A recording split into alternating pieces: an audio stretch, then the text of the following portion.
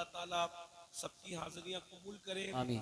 थोड़ी देर मैंने भी आका की बारगाह में कुछ गुलामी का सबूत पेश करना है। आप हजरात, वैसे मैं मेरा तारुफ करा दूं, मौलाना ने बहुत नवाजा, अल्लाह इनके जुमले मेरे लिए दुआ बना के कबूल करे। ये मौलाना जमालुद्दीन साहब को किसी ने गलत रिपोर्ट पेश कर दी थी कि कोई खतीब और मुकर्रिर है, और वो गलत फहमी में आकर प्रोपेगेंडे का शिकार होकर उन्होंने धोखा खाया और आज मुकर्रिर की हैसियत से मुझे बुलाया। हालांकि सच्ची बात यह है कि मैं कोई मुकर्रिर आदमी नहीं हूँ, बारगाह गौसियत का फ़कीर हूँ, तो मैंने कोई तकरीर नहीं करना। वो बारगाह गौसियत का एक बरबत है, बरबत, उसको सिर्फ मैंने बजाना है। बरबते दिल पर इश्क के तार मैंने छेड़कर चले जाना है, जो मेरा काम है। और बस उसके बाद मेरी हाजिरी मुकम्मल हो जाएगी। गुलामी का सबूत इंशाल्लाह देकर मैं रुखसत हो जाऊंगा। मैंने कोई तकरीर करना नहीं, मैं आगाज डायरेक्ट दर्द दिल से कर रहा हूँ।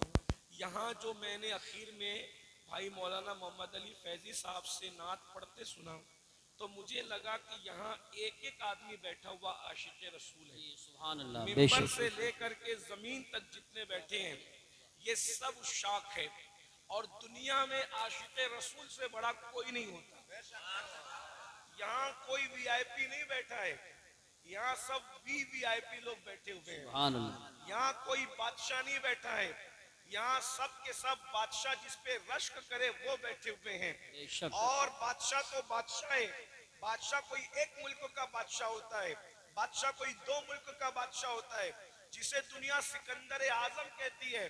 अगर सिकंदर इस वक्त मौजूद होता तो मैं उस सिकंदर को चैलेंज के साथ इस मिंबर के नीचे बिठा के कहता, इनके मुकद्दर पे तू रश्क कर, तू क्या मुकद्दर का सिकंदर है और तेरी औकात क्या है, तुझसे बड़ा महरूम कौन है कि तू ईसा अलैहिस्सलाम की विलादत से पहले पैदा हुआ और तूने 16 साल मेहनत की, और 16 साल मेहनत के बाद तूने आधी से ज्यादा दुनिया फतेह की। लेकिन तू ही कहता था ना कि जब मैं जनाजे में जाऊंगा तो मेरे दोनों हाथ बाहर कर देना ताकि मैं हाथ खाली लेकर के जाऊं। मुसलमानों, जो बात मैं कर रहा हूं ये तकरीर नहीं बल्कि ये दिल की आवाज है। अगर ये बात तुमने समझ लिया तो तुम अपने मुकद्दर पर रश्क करोगे। कोई सिकंदर और किसी की कोई औकात नहीं है तुम्हारे सामने। मेरी बहनों की भी तवज्जो चाहता हूँ। 16 साल मेहनत करके जिसने जंगलों बियाबान में घास फूस पर सोया और आधी से ज्यादा दुनिया फतेह की, जब जनाजे में गया तो खाली हाथ गया और उसको क्या मिला? आधी से ज्यादा दुनिया की हुकूमत मिली और हाथ खाली गया। लेकिन सुन्नियो, उसको आधी से ज्यादा दुनिया मिली है और तुम्हें अल्लाह का महबूब मिला है, तुम्हें मालिक कौनैन मिला है, तुम्हें मुस्तफा जाने रहमत मिले हैं। और तुम जब दुनिया से जाओगे तो खाली हाथ नहीं जाओगे, अपने जनाजे में हाथों में दामने मुस्तफा लेकर के जाओगे। इससे बड़ी नेमत क्या हो सकती है? और अगर तुम दामने मुस्तफा ले जाने में कामयाब हो गए तो मेरे इमाम कहते हैं, नकीरैन करते हैं ताजीम मेरी। अरे ये इंसान क्या इंसान, फरिश्ते भी तुम्हारी ताजीम करेंगे। नकीरैन करते हैं ताजीम मेरी, फिदा हो के तुझ पे ये इज्जत मिली है। किस बुनियाद पर? तुम्हारे हाथों में दामने मुस्तफा अगर रह गया, जनाजे में तुम दामने मुस्तफा ले गए, फरिश्ते तुम्हारी ताजीम करेंगे, तुम्हारी कब्र जन्नत के बागों में से बाग बन जाएगी। अगर उलमा बैठे हुए हैं पीछे तो मैं उनकी तवज्जो चाहता हूँ दुआ लेने के लिए। तुम्हें जन्नत में जाने की जरूरत नहीं है, जन्नत तुम्हारी कब्र में सिमट आएगी और तुम्हारी कब्र जन्नत के बागों में से बाग बन जाएगी। ये कब होगा? जब तुम नबी से वफा कर लोगे, रसूलुल्लाह से वफा कर लोगे। तुम सबके सब आशिक़े रसूल है। अब बस एक बात करके बात पूरी कर लेना है, जितनी देर में आप समझ लें। अल्लाह अकबर। नबी से वफा किसे कहते हैं? नबी ये पाक से वफादारी का मतलब क्या है? तुम सब आशिक़े रसूल हो ना मेरे भाई, तो अब बताओ, रसूलुल्लाह से हमें वफा करना है, अल्लाह हमारा होगा अगर हमने नबी से वफा कर ली। एक इकबाल ने तक कहा था कि मोहम्मद से वफा तूने तो हम तेरे हैं, कि मोहम्मद से वफा तूने तो हम तेरे हैं। अरे ये जहां चीज है क्या लौहो कलम तेरे हैं। तुम रोजी रोटी के लिए परेशान हो, खुदा तुम्हारा हो जाए अगर तुम नबी से वफा कर लो। अरे तुम अल्लाह अकबर बिटिया की शादी के लिए परेशान हो, खुदा तुम्हारा हो जाए अगर तुम नबी से वफा कर लो। अल्लाह अकबर, ये नौकरियां क्या चीज है, दुनिया तुम्हारी गुलाम बन जाए अगर तुम नबी से वफा कर लो। नींद की गोली खा करके तुम्हें नींद नहीं आती, नींद क्या चीज है, जन्नत तुम्हारे पास सिमट आए। अल्लाह अकबर, अगर तुम नबी से वफा कर लो। मेरे भाई नींद क्या चीज है, क्या आपने नहीं सुना? अल्लाह अकबर, वो बगदाद का बहलूल जिसे दुनिया बहलूल दाना कहती है, वो दीवाना घरौंदा बनाकर जन्नत बेचता है बादशाह की बीवी को। अल्लाह अकबर, नबी की वफा कितनी बड़ी चीज है। अब यहाँ एक सवाल पैदा होता है, आप सबसे माफी चाहते हुए, क्या हम नबी के वफादार हैं? मिलाद मनाने वालों, 1500 साल जश्न मनाने वालों, कुमकुमे लगाने वालों, झंडे निकाल लगाने वालों, अपने घरों को सजाने वालों, मजलसा सजाने वालों, मुरीद होने वालों, कादरी, बरकाती, रजवी, अशरफी, चिश्ती, वारसी, मदारी सब पढ़ने वालों, क्या हमारे अंदर वफादारी है नबी की? याद रखना, अगर नबी की वफादारी है तो तुम कादरी हो, वरना तुम कादरी कहलाने के हकदार नहीं हो। अगर तुम नबी के वफादार हो तो तुम चिश्ती हो, वरना तुम चिश्ती कहलाने के हकदार नहीं हो। अगर तुम नबी के वफादार हो तो तुम मदारी हो, वरना तुम मदारी कहलाने के हकदार नहीं हो। अगर तुम नबी के वफादार हो तो तुम रजवी हो, वरना रजवी कहलाने के हकदार नहीं हो। आप कहेंगे अमीनुल कादरी, ये नबी की वफादारी क्या होती है? मैं उसको एक मिसाल से समझाता हूँ और बात पूरी होगी, क्योंकि बात हो चुकी। 2.25 घंटा जब नबी की नात हुई तो बात हो गई। इसलिए कि जिक्र नज्म में किया जाए या नस्र में किया जाए, जिक्र जिक्र होता है, महबूब का जिक्र जिक्र होता है। अल्लाह अकबर, अल्लाह अल्लाह। अब यहाँ 2 सवाल करना है मुझे आपसे, क्या हम नबी के वफादार हैं? अल्लाह अकबर, मिसाल के जरिए समझो। एक बंदा है, तवज्जो करना, बहुत ध्यान से सुनना, मैं देख रहा हूँ आप लोग बहुत तवज्जो से सुन रहे हो। और याद रखना, तकरीर इतनी तवज्जो से नहीं सुनी जाती, दिल का दर्द ही संजीदगी से सुना जाता है। जब कोई दिल का दर्द बयान करता है तो आदमी कान लगा कर सुनता है, क्या कह रहा है जरा सुनो तो सही, बाद में नतीजा निकालेंगे। अल्लाह अकबर, तवज्जो करना मेरे भाइयों। एक बंदा है, क्या हम नबी के वफादार हैं? हाँ या नहीं, कुछ मत बोलना, सिर्फ सुनना, बस आज सुनना है आपको, कुछ नहीं कहना है। अल्लाह अल्लाह, क्या हम नबी के वफादार हैं? एक बात कहूं, अगर नबी के वफादार हो जाओगे ना तो नबी तुम्हारी मैयत के दिन तुम्हारे घर तुम्हें लेने आएंगे। ये एक एक जुमले का जिम्मेदार मैं हूँ, एक एक जुमले का जिम्मेदार मैं हूँ। जिसको सबूत चाहिए मैं हवाला भी पढ़ दूंगा। अभी हवाला इसलिए नहीं पढ़ रहा हूँ साथ साथ कि तकरीर नहीं हो रही, दिल का दर्द हो रहा है, बरबते दिल पर इश्क के तार छेड़ रहा हूँ। अगर माइक वाला भैया यहाँ मौजूद है, उससे गुजारिश है कि थोड़ा सा माइक की आवाज अगर वो खोल देगा तो अल्लाह तबारक व तआला उसके रिस्क का, उस रिस्क को खोल देगा इंशाल्लाह, उसके सोए मुकद्दर को खोल देगा इंशाल्लाह। माइक बहुत अच्छा है लेकिन थोड़ी सी आवाज खुल जाए। तो अर्ज ये कर रहा था, क्योंकि ये बात थोड़ी खुले फिजा में कहने की है जो अब मैं कहने जा रहा हूँ। क्या हम नबी के वफादार हैं? अगर हम नबी के वफादार हो जाए, लोग कहते हैं नबी कब्र में तशरीफ लाते हैं, मैंने कहा आते सबकी कब्र में, लेकिन जो वफादार होता है मरने से पहले हुजूर उसके सराहने होते हैं, उसको लेने खुद आते हैं।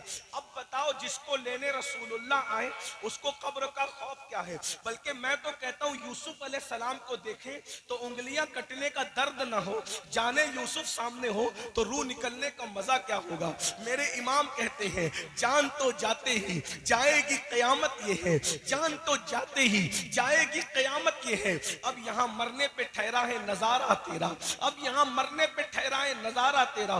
गौर कीजिएगा, जो नबी के वफादार होते हैं नबी उनको लेने तक आते हैं। अल्लाह अकबर। फिर कब्र में उसको बाद में उतारा जाता है, पहले रसूलुल्लाह उसकी कब्र में खुद तशरीफ लाते हैं, उसके उतरने से पहले हुजूर आते हैं उसको सहारा देने के लिए। कोई वफादार होकर तो देखे, बस इतनी सी बात है। तो क्या हम नबी के वफादार हैं?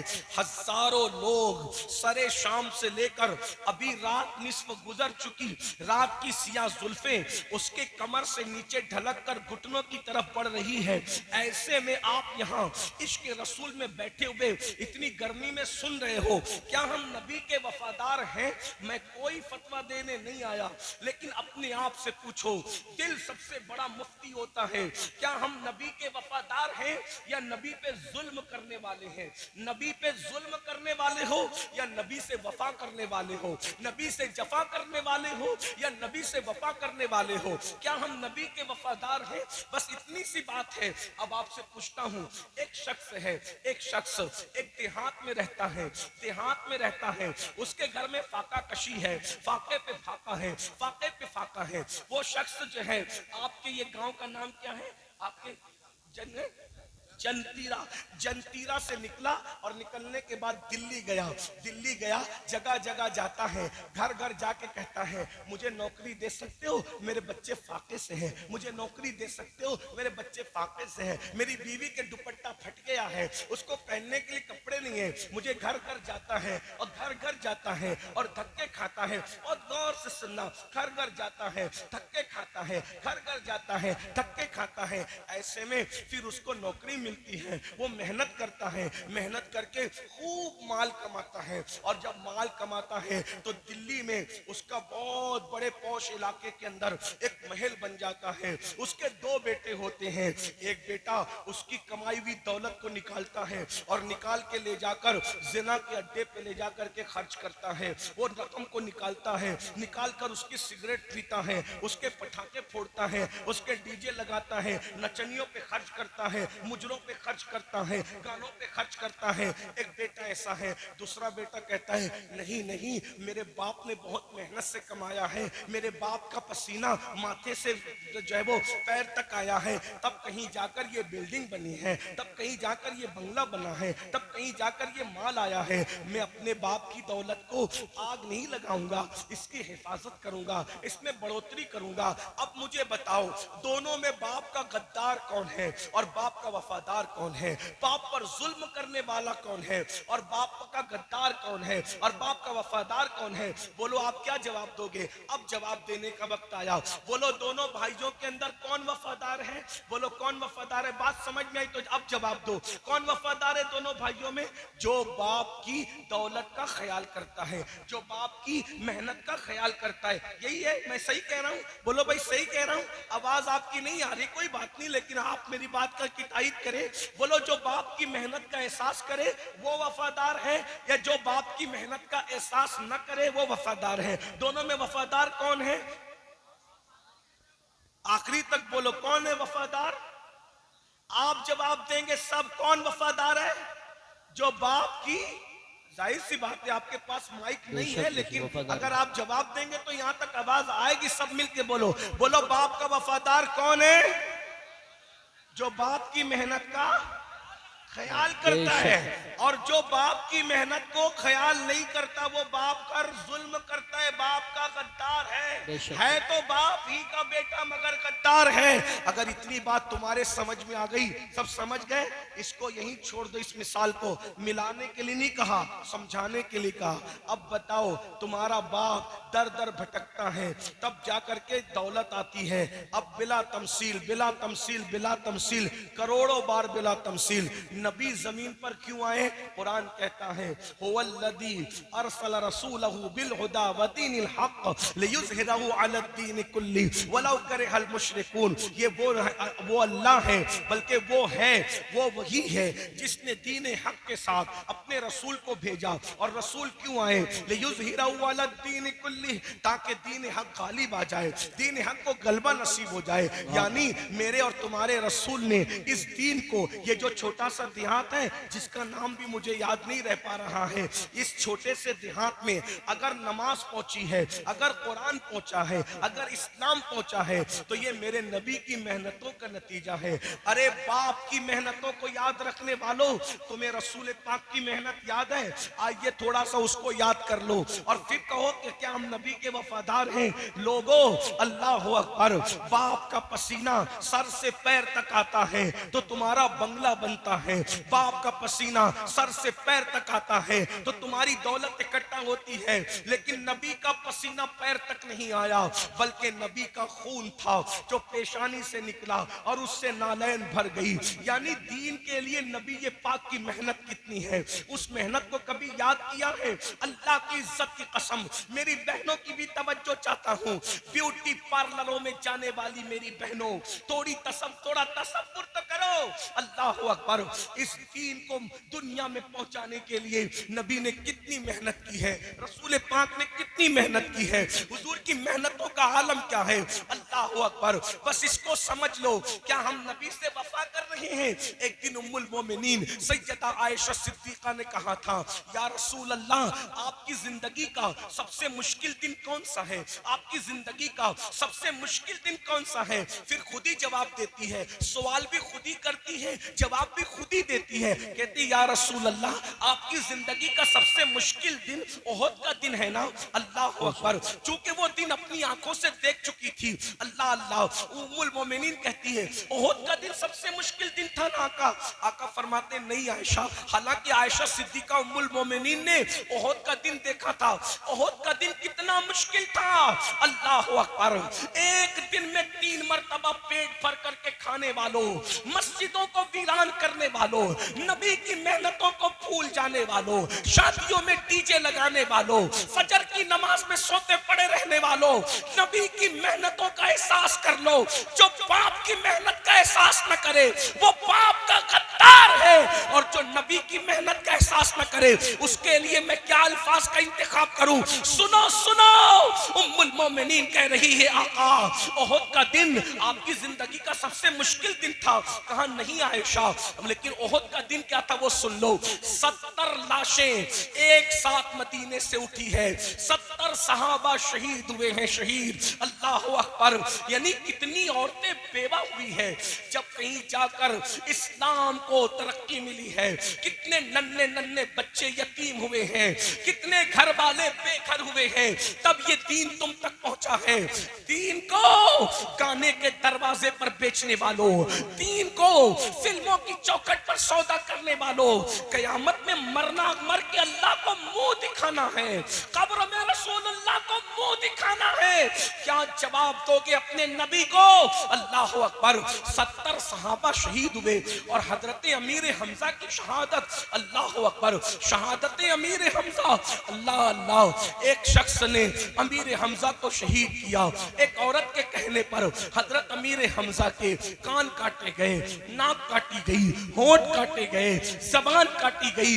अल्लाह अकबर, और फिर आखिरी में हजरत अमीर हमजा का सीना चीर कर उनके सीने से कलेजा निकाला गया, और कलेजा निकाल कर उस शख्स ने जिसने हजरत अमीर हमजा को शहीद किया था, कलेजा निकाल कर एक औरत के हाथ में दिया, और वो औरत हजरत अमीर हमजा के कलेजे को अपने दांतों से चबाने लगी। चबाने वाली खातून ने रसूलुल्लाह के चचा हजरत अमीर हमजा का कलेजा चबाया, और जब हजरत अमीर हमजा का कलेजा चबाया, अल्लाह के रसूल अलैहिस्सलाम जब हजरत अमीर हमजा के जनाजे पर आए तो आने के बाद मेरे आका रो पड़े। इतना रोए कि रोते रोते आंसुओं से दाढ़ी शरीफ तर हो गई। और जिस दिन वो 70 लोग शहीद हुए थे, उन लोगों को कफन पहनाने के लिए मुसलमानों के पास कपड़ा भी नहीं था। आज अगर कोई लावारिस, अगर आज कोई लावारिस लाश रेलवे स्टेशन पे पड़ी नजर आती है तो लोग उसको भी चंदा करके पूरा कफन देते हैं। लेकिन इस्लाम के लिए वो लोग जो शहीद हुए हैं, जिनके लिए कुरान में आयत आई है, वला तक़ूलू लिमन युक़तलू फी सबीलिल्लाहि अमवात बल अहयाउ वलाकिन ला तशऊरून, ये खास नाजिल हुई है शोदाए उहद के लिए, और इसका हुक्म फिर हर शहीद के लिए आम है क़यामत तक के लिए। लेकिन सोचो तो सही कि उनको कफन देने के लिए कपड़ा भी नहीं था। उस वक्त हजरत अमीर हमजा की बहन सैयदा सफिया मैदान उहद में मौजूद थी। जब देखा कि मेरा भाई शहीद हो गया है तो अपने बेटे हजरत जुबैर इब्न अव्वाम से कहा कि बेटा मेरे घर में सूती 2 दुपट्टे के टुकड़े मौजूद हैं, 2 दुपट्टे उठा करके लाओ। और वो जो 2 दुपट्टे उठा करके लाए तो कहा या रसूल अल्लाह, ये 2 सूती दुपट्टों के टुकड़े हैं, मेरे भाई हमजा को इसमें आप कफन पहना दें। तो मेरे आका ने रोते हुए कहा था कि हमजा की बहन इस मैदान में मौजूद है तो हमजा के लिए उसने कफन का इंतजाम कर दिया। लेकिन मेरा एक और भी तो सहाबी है जिसे दुनिया मुसअब इब्न उमैर के नाम से जानती है, मुसअब के लिए कौन कफन का इंतजाम करेगा? तो उन्होंने कहा था या रसूल अल्लाह, ये कपड़े आपके पास हैं, आप जिसको चाहे दे दे, हमजा की कोई कैद नहीं। तो मेरे आका ने फरमाया एक हमजा के लिए, एक मुसअब इब्न उमैर के लिए। और उसके बाद फिर क्या हुआ, अल्लाह अकबर, जाने वाला गया और रोते हुए वापस आया। अर्ज किया या रसूल अल्लाह, हम उनके चेहरे पे कपड़ा डालते हैं तो पैर खुल जाते हैं और पैरों पे कपड़ा डालते हैं तो सर खुल जाता है। मेरे आका ने रोते हुए कहा था हमजा और मुसअब के चेहरे पे कपड़ा डाल दो और पैरों पर घास डालकर उनके दफन का इंतजाम करो। वही ओहद का दिन है जिसमें रसूलुल्लाह के दंदान शहीद हुए, वही ओहद का दिन है जिसमें रसूलुल्लाह के घुटनों को जख्मी किया गया, हुजूर के गालों को जख्मी किया गया। और फिर उम्मुल मोमिनीन सैयदा आयशा कहती है कि या रसूल अल्लाह, आपकी जिंदगी का सबसे मुश्किल दिन ओहद का दिन था। आका फरमाते नहीं, इतनी मुश्किलों के बाद भी कहा ओहद का दिन मुश्किल नहीं था, बल्कि पूछा फिर कौन सा दिन मुश्किल था? तो मेरे आका फरमाते हैं आयशा, ताइफ का दिन मेरी जिंदगी का सबसे मुश्किल तरीन दिन था। जश्न मिलाद मुस्तफा की महफिल सजाने वालों, ये ताइफ का दिन क्या दिन था? मेरे आका अलैहिस्सलातु व तस्लीम जब ताइफ में गए तो एक ही गुलाम साथ में था।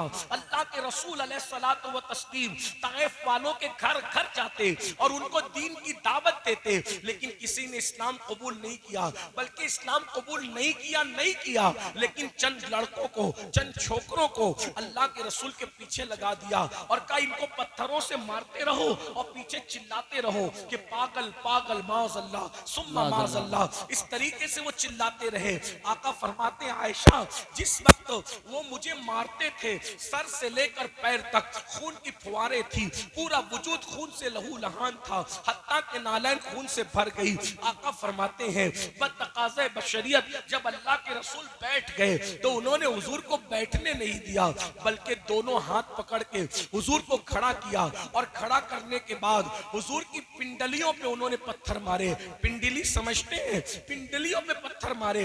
अब मैं तुमसे पूछता हूँ, इस तरह की मेहनत करने वाले रसूल जिन्होंने मेहनत करके दीन को हम तक पहुंचाया, आज हमारे पास दीन की अहमियत क्या है? आज हमारा नौजवान जलसे में तो कहता है कि गुलामी रसूल में मौत भी कबूल है, लेकिन जब फजर की नमाज की बात आती है तो बहुत सादगी से कहते हैं मौलाना हमें नमाज का टाइम नहीं मिलता।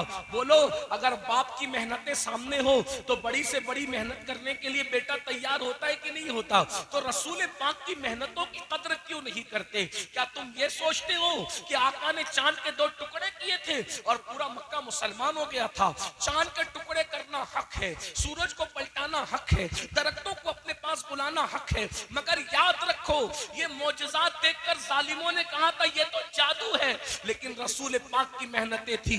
उन मेहनतों की वजह से वो कलमा पढ़ के मुसलमान हुए थे। खालिद इब्ने वलीद कहते हैं एक एक दरवाजे पर अल्लाह के रसूल दिन में 17 मरतबा गए।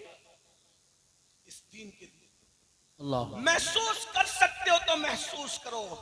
एक एक दरवाजे पर अल्लाह के रसूल एक एक दिन में 17 मरतबा गए। मक्के के कुफार ये प्लान बनाते थे जब आज अल्लाह के रसूल आएंगे तो हम इतना हुजूर को सताएंगे कि दोबारा हुजूर नहीं आएंगे, लेकिन इतना सताया जाता था आका फिर दोबारा तशरीफ लाते थे, फिर दोबारा उससे ज्यादा सताया जाता था। आका तीसरी मरतबा आते थे, फिर तीसरी मरतबा उससे ज्यादा सताया जाता था, हुजूर चौथी मरतबा आते थे। खालिद इब्ने वलीद कहते हैं 17 मर्तबा मेरे आका एक दिन में लोगों के घरों पर तशरीफ ले गए इस दीन के लिए। अब मुझे बताओ हमारे नजदीक मजहब की अहमियत क्या है, दीन की अहमियत क्या है। अगर ट्रेन पकड़ना हो तो 5 बजे हमारी आंख खुल जाती है, लेकिन फजर की नमाज में जाना हो तो हमारी आंख नहीं खुलती। अब आपसे मैं पूछता हूँ, बताओ जब कोई इतनी मेहनत करे, एक बच्चा होता है ना, बच्चा अगर वो बच्चा घरौंदा बनाता है, उसके घरौंदे को तुम तोड़ो तो वो बच्चा रोता है, चीखता है, चिल्लाता है,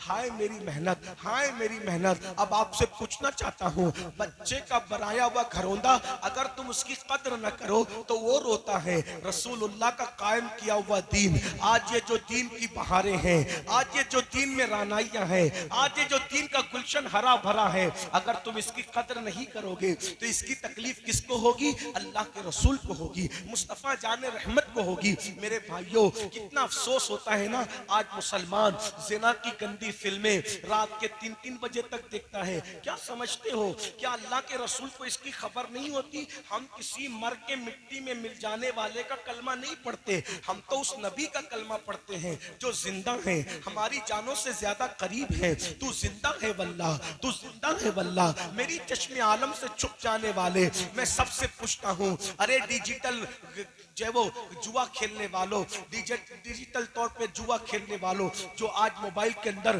तुम इजी मनी के चक्कर में और तुम जो है शॉर्ट टाइम में करोड़पति बनने के चक्कर में जो डिजिटल जुआ खेल रहे हो, उसके बारे में आका ने फरमाया कि जो जुआ खेलेगा कयामत के दिन उसका हाथ सूअर के खून में रंगा हुआ होगा। और अगर कोई ये सोचता है कि रिंद के रिंद रहे, हाथ से जन्नत न गई, तो याद रखिए, अच्छी तरह याद रखिए मेरे भाइयों, कि मेरे आका फरमाते हैं जो जुआ खेलने के बाद नमाज के लिए जाता है और नमाज के लिए वुजू करता है, गोया वो सूअर के खून से वुजू करता है, वो सूअर के खून से हाथ पांव धुलता है। जरा बताओ तो सही मेरे आका अलैहिस्सलाम के गुलामों, कितनी तकलीफ पहुंचाओगे। मैं एक जुमला अक्सर अपने जवानों से कहता हूं, हजाम की कुर्सियों पे बैठकर दाढ़ी मुंडवा करके कटरों में फिकवाने वालों, शादियों में डीजे लगाने वालों, गाने सुनने वालों, जिना के अड्डों को आबाद करने वालों, औरतों को पाप की नजर से देखने वालों, मौत को भूलने वालों, आखिरत को फरामोश करने वालों,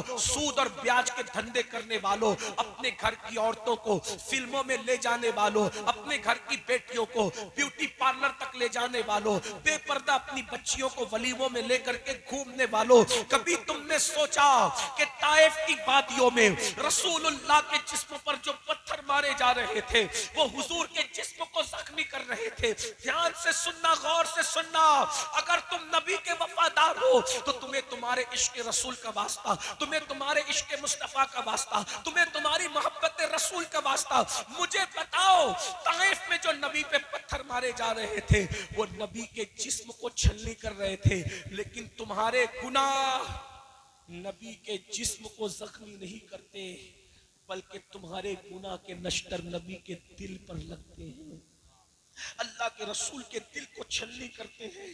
बताओ, आशिक रसूल इसीलिए होता है कि वो अपने महबूब का दिल दुखाए, वो अपने आका का दिल दुखाए। मेरे भाई, जो अपनी माँ का दिल दुखाए, मरते वक्त तो उसकी जबान पे कलमा नहीं आता, जो नबी का दिल दुखाए मरते वक्त तो उसकी जबान पे कलमा कैसे आएगा? मैं जानता हूँ कि गुनाह करते वक्त किसी मुसलमान की ये नीयत नहीं रहती कि वो अपने रसूल का दिल दुखाए, वो अपने नबी को दिल को तकलीफ पहुंचाए, लेकिन लाशऊरी तौर पर नबी का दिल तो दुख रहा है ना, नबी के दिल को तो तकलीफ पहुंच रही है ना। तुम सोचते हो अरे ये मौलवी लोग क्या करेंगे, हम नमाज नहीं पढ़ते, हमारी अपनी मर्जी है, हम अपनी मर्जी से जीते, हमारी अपनी मर्जी है। मेरे भाई, मौलवी कुछ करे ना करे उसका तो इख्तियारी कुछ नहीं, लेकिन मौला मुस्तफा जाने रहमत 24 घंटा तुझे देख रहे हैं, तू नबी की निगाह में है। आका अलैहिस्सलातु व तस्लीम जब तुझे गुनाह करते देखते होंगे तो हुजूर के दिल पे क्या गुजरती होगी? इसी दिन के लिए मैंने पत्थर खाए थे, इसी दिन के लिए मेरे दांत मैंने शहीद करवाए थे,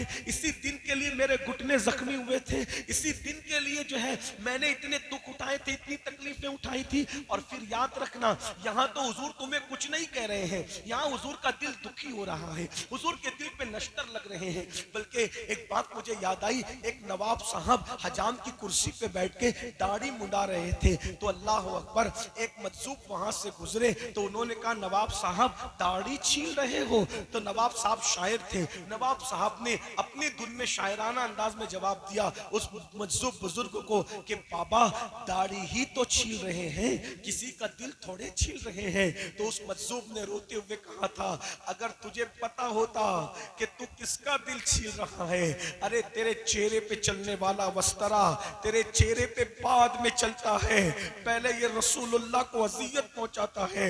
मेरी कौम के जवानों, तुम्हें क्या हो गया? जो तुम्हें गिलास पानी पिलाता है, जो तुम्हें नौकरी देता है, तुम उसके मशकूर होते हो।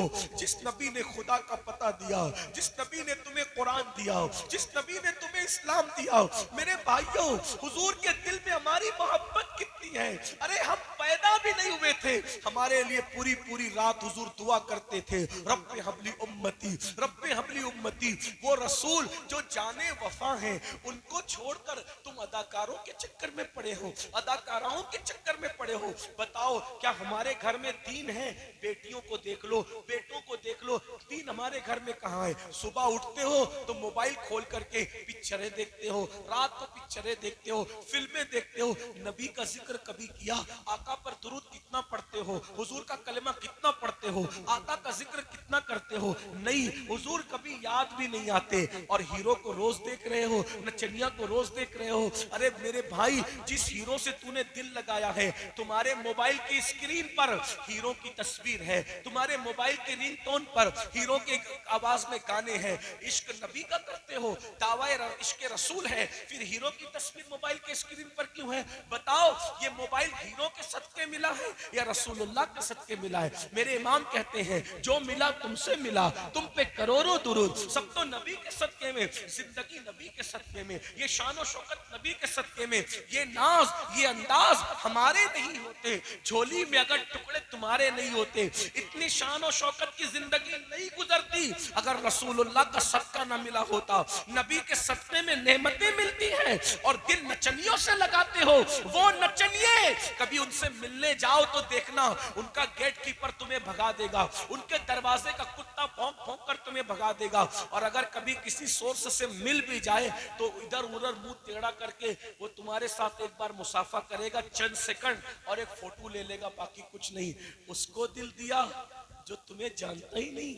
और वो रसूल जो पूरी पूरी रात तुम्हारे लिए मगफिरत की दुआ करते थे, बख्शिश की दुआ करते थे, जिनके पैर सूज जाते थे खड़े खड़े उम्मत के लिए दुआ करते हुए, उस रसूल से वफा नहीं करते तो फिर सुन लो, अब बात एंड करते हुए, एक दिन मौत आनी, मौत की तलवार सरों पे लटक रही है, एक दिन मौत आनी है। और मरना चाहोगे तो भी मौत आएगी, न मरना चाहोगे तो भी मौत आएगी। मैं दुआ करता हूं कि अल्लाह तुम्हें लंबी उम्र दे, सबको लंबी उम्र दे, लेकिन एक दिन मौत आएगी। और जब मौत आएगी ना, तो कब्र में सब छोड़ के चले जाए। कोई भी साहब, ये नाजिम साहब, मुकर्री साहब, नातखा साहब, आलिम साहब, इमाम साहब, कोई अपनी कब्र में नहीं आएगा। कोई आएगा? ये दुनिया बेवफा है। दुनिया से बड़ी बेवफा मैंने कोई चीज नहीं देखी। गालिब ने कहा था, हमने माना कि तगाफुल न करोगे, लेकिन खाक हो जाएंगे हम तुमको खबर होने तक। मेरे भाई, जिनके साथ 3-3 घंटे बैठते हो, 10 मिनट नमाज का टाइम, नमाज के लिए टाइम नहीं निकालते, जिनके साथ 3-3 घंटे बैठते हो, तुम्हारी मैयत के बाद ये तुम्हारे जनाजों में नहीं आएंगे। लोग जनाजे में नहीं आते, ये तुम्हारे लिए जीते जी दुआ नहीं करते, तो मरने के बाद ये तुम्हारे लिए क्या दुआ करेंगे? कब्र में कोई नहीं आएगा, सब मनो मिट्टी के नीचे दबा करके चले जाएंगे। बस इतना याद रख लो, सब मनो मिट्टी के नीचे दबा करके चले जाएंगे, कोई नहीं आएगा। बहुत माफी के साथ, किस किस से दिल लगाया? जीते जी तो जो तुम्हें फोन नहीं करते, मरने के बाद वो क्या काम आएंगे कब्र में? ये बेवफा दुनिया है, बहुत बेवफा। बच्चे भी रोएंगे धोएंगे, घर चले जाएंगे, बीवी रोएगी धोएगी, घर पड़ी रहेगी, माँ बाप रोएंगे धोएंगे, कोई किसी की कब्र में नहीं आता। और कब्र वो जगह है, अल्लाह के रसूल फरमाते हैं, इतना अंधेरा है कब्र में कि एक हाथ को दूसरा हाथ सुझाई नहीं देता। मुर्दा जाने वालों को हसरत से देखकर कहता है सब मुझे छोड़ के जा रहे हो, सब मुझे छोड़ के जा रहे हो, सब मुझे छोड़ के जा रहे हो। जब वो कोई जवाब नहीं देता तो गोया एक आवाज आती है, ऐ मेरे गुलाम, अगर तुझे सब छोड़कर चले गए तो तू गम न कर, सब चले गए, अब आने वाला आता है, कौन आ रहा है? सबने तेरे साथ बेवफाई की, जाने वफा तेरे पास आता है। कौन आता है? अल्लाह की मखलूक में उससे बड़ा कोई नहीं। बेशक। कौन आता है? अल्लाह की मखलूक में उनसे खूबसूरत कोई नहीं। बेशक। कौन आता है? अल्लाह की मखलूक में उनसे सखी कोई नहीं। बेशक। अल्लाह की मखलूक में उनसे अजीम कोई नहीं। बादस खुदा बुजुर्ग तुई, किस्सा मुख्तसर। अरे कौन आता है? तो मेरे इमाम कहते हैं कब्र में लहराएंगे ता हश्र चश्मे नूर के, जलवा फरमा होगी जब तलअत रसूलुल्लाह की, हुजूर की आमद होगी, आका कब्र में तशरीफ लाएंगे।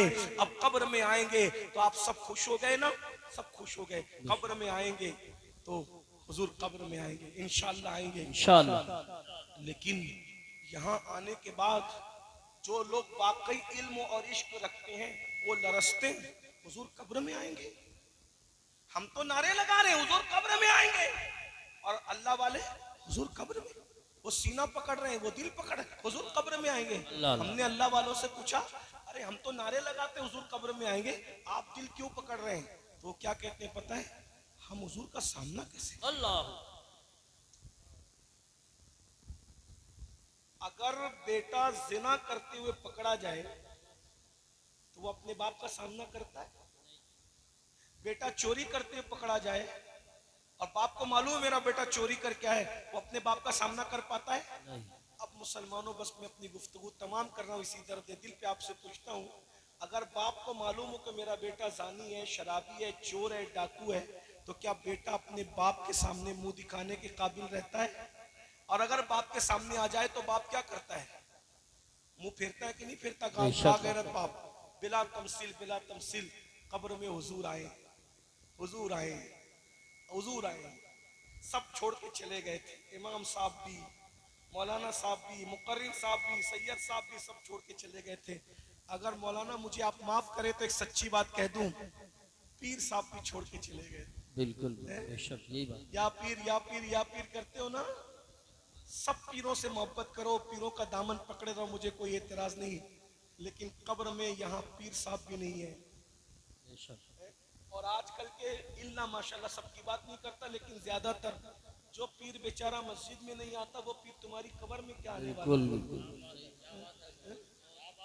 बताइए ना। बहुत माफी के साथ, मैं आपका रिश्ता पीरों से तोड़ने नहीं आया, जोड़ने आया हूँ, लेकिन जो अल्लाह के घर में ना आए वो तुम्हारी कब्र में क्या आएगा मेरे भाई? जो औरतों से पैर दबवाए वो खुद जहन्नम का ईंधन बनेगा मेरे भाई, वो क्या आएगा मेरे भाई? खुदा के लिए अपने आप पे रहम कर लो।